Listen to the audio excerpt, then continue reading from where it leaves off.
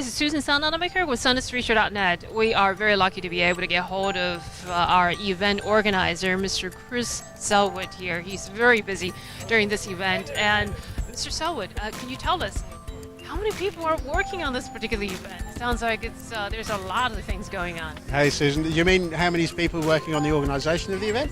Well, pretty much for most of the time. No, look, I have to tell you this, nobody works full-time on the World Solar Challenge. Such as the way we have to share our resources. Pretty much there's two of us work part-time most of the time. Then when it's event time, then we have our wonderful volunteers and lots of volunteers and event staff and a few contractors. So now at the delivery end of the event, there's probably about 100 people working. But that's only for these couple of weeks.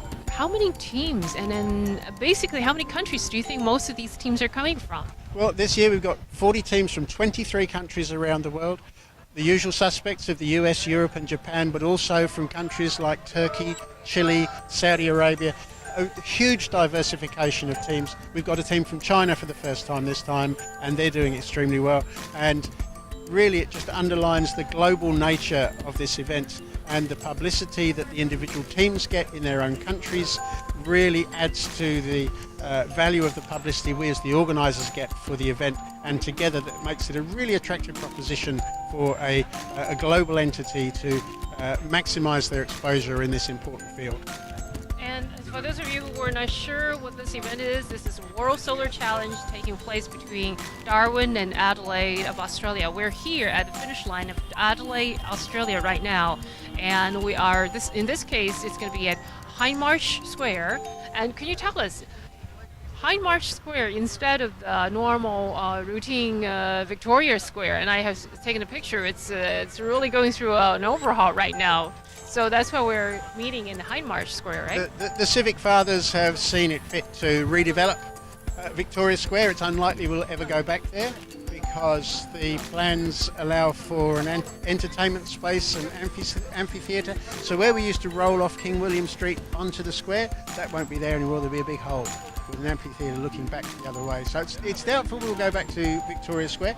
We've got our new home this time here in Hindmarsh Square. It's a bit squeezy down here, but it's a lovely atmosphere. It's very close to the shops and a lot of businesses and lots of coffee shops around the place.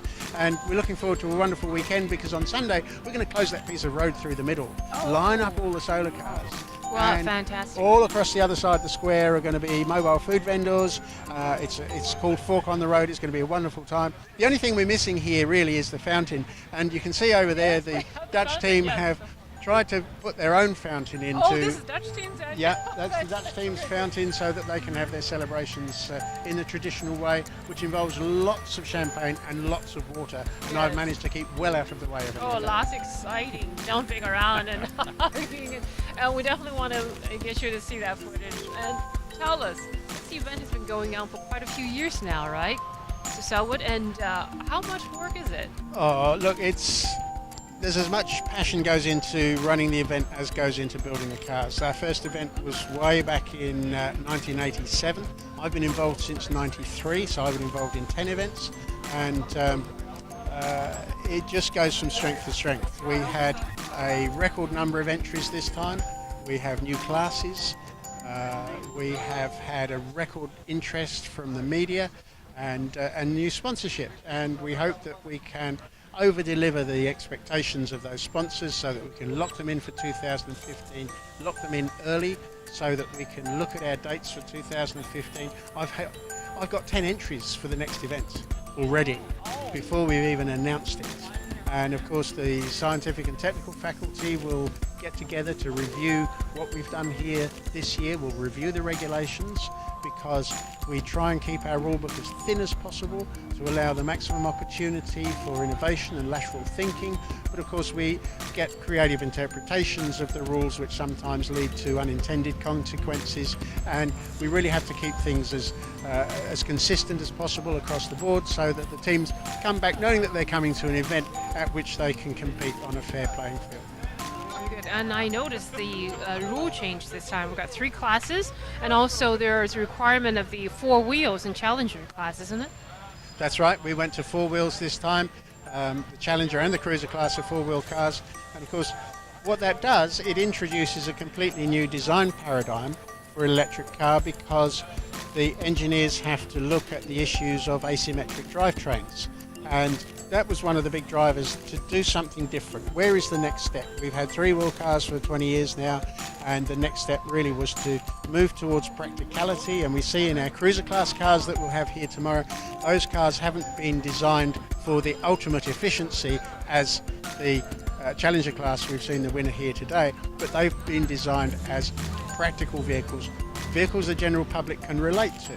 So we'll see cars with conventional doors. We've got a four-seater car that's been doing 700 kilometres a day consistently up around the speed limit of 110 kilometres an hour. Terrific effort from those people, and that is really looking forward to seeing that car here on the finish line.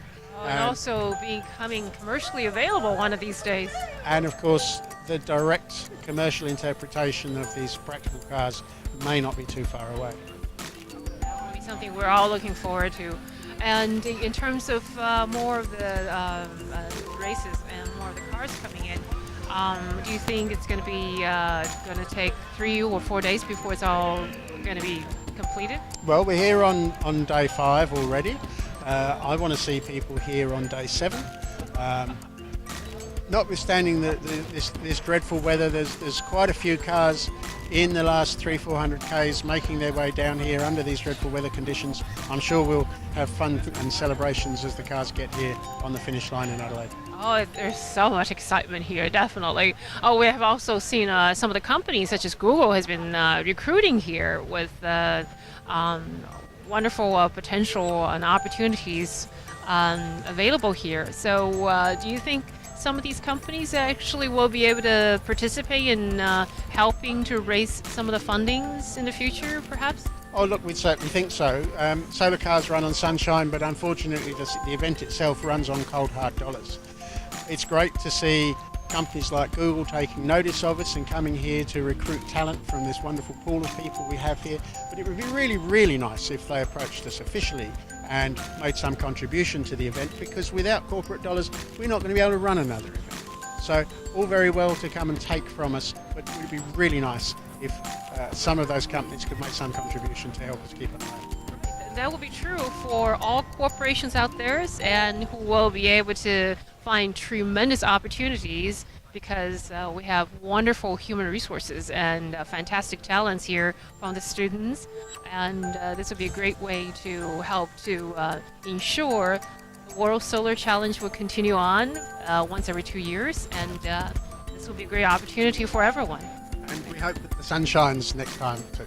Oh yes, oh yes, but it's not going to diminish any of these enthusiasm, I'm sure. Absolutely not.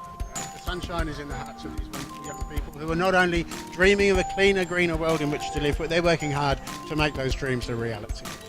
We are all looking for, and that's why we are going to continue on coming back to cover the World Solar Challenge here and between Darwin and Adelaide in Australia. And is there anything you'd like to share, or making sure that our viewers would know in the future? I think you're doing a wonderful job of that yourself, Susan, and I think that your viewers, looking at the wealth of material that you're presenting, will be left in no doubt of the value of these exercises.